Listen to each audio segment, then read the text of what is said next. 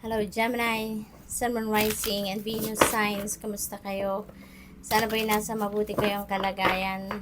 Welcome back po sa Star Tarot. Kung bago kayo rito, welcome din kayo. Thank you sa inyong support. I truly appreciate it. God bless you all. Gemini, na mensahe po ninyo, Ace of Cups. Ayan, so merong bagong bagong panimula. Ace is a new beginning. Ace is number 1, no? So, meron kayong sisimulang bago. You're going to take the first step dito into something new na ganap, no? Sa buhay ninyo. So, this could be anything. This could be bagong relationship. Maybe you're going to start a new love, a romantic relationship. Maybe you're going to start a new friendship, yung mga ganun. So, depende sa inyong sitwasyon, ano. But definitely, this is a new beginning. This is something fresh na sisimulan ninyo sa buhay ninyo. Alright? So, what else? We have the sun. Wow! Gemini, napaka-blessed ninyo. Napakaganda ng inyong sitwasyon sa ngayon. Kasi mababalot kayo ng liwanag. You are going to be starting a new life na masaya, maganda, 'di ba? Prosperous, abundant, no? Yung life force energy ninyo, as in talagang it's flowing through you, so napakaganda. Magiging maliwalas ang buhay ninyo, magiging maluwag ang inyong pakiramdam, magiging maganda, no? Ang inyong sitwasyon. We have Ace of, Gemini, na grabe naman to. Napakaganda, napakaswerte. This is another ace, no? So, this is definitely various areas of life, no? Ang magsisimula kayo ng mga bagong chapter. Kasi, dito sa Ace of Wands, this is another new beginning energy, no? And this could be a new career, no? Travel opportunity, maaring bagong business, venture, mga ganon ang sisimulan din ninyo rito. This is going to excite you a lot, no? Kung naman ang opportunity of that you're going to start dito, this is going to excite you a lot. Tsaka merong mga amazing things, no? Amazing situations that are going to happen dito, Gemini, because pag may dalawang ace, ano, sa reading, talagang bonggang-bongga ang magaganap. Maraming pagbabagong magyayari na talagang that is going to excite you. What else? We have 10 of Wands. This is another new beginning energy. This is ending and new beginning energy to Gemini. So, meron kayong mga tatapusin dito na sitwasyon. Sitwasyon na mabigat, sitwasyon na mahirap, no? You're going to put an end to that. At handa na kayo magsimula ng bagong chapter sa buhay ninyo. Handa na kayong mag-embrace ng bagong sitwasyon sa buhay ninyo rito with the 10 of Wands, no? What else? We have 8 of Cups. Ayan, meron talagang iiwanan din kayo rito. So, this one also, you're going to put an end to something. Ganon din sa 8 of Cups energy.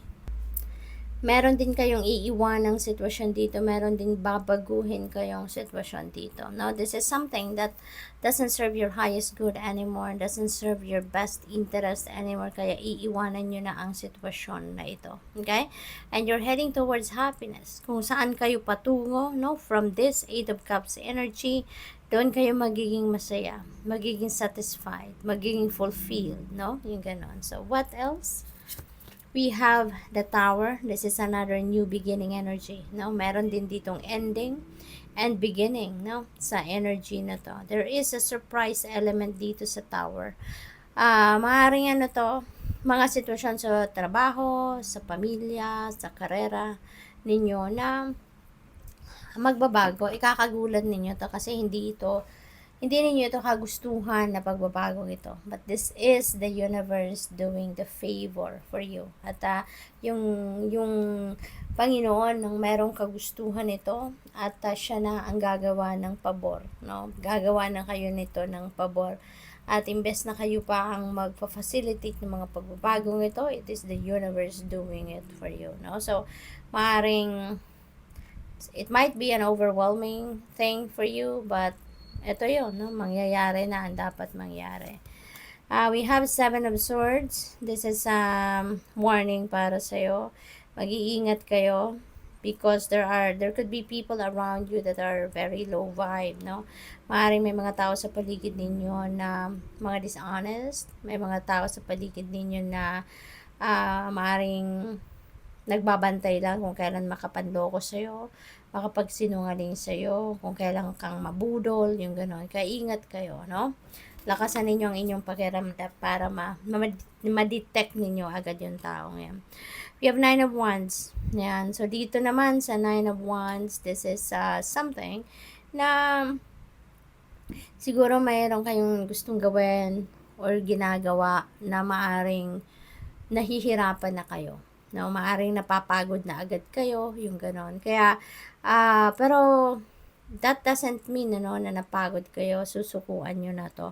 Kaya, ang advice sa inyo, or ang message sa inyo ni 9 of Wands, kung meron kayong pagod na nararamdaman from this, pahinga kayo. Okay? Step back from that, no? Kahit saglit lang at magpahinga kayo. Magmuni-muni, mag-isip-isip kayo, re-evaluate what is happening, what you need to do, what might be, what could be the things that magagawa ninyo para mabago ninyo ang inyong sitwasyon or makaalis kayo, no, sa pagkapagod, yung ganon. But that doesn't mean, ano, na nahihirapan kayo. Susuko na kayo kasi sayang naman ang effort ninyo. Sayang naman ang binuhos na ninyong pagod, panahon na energy, no, on that situation. Okay? So, good luck. Thank you for watching. Love and light. Namaste.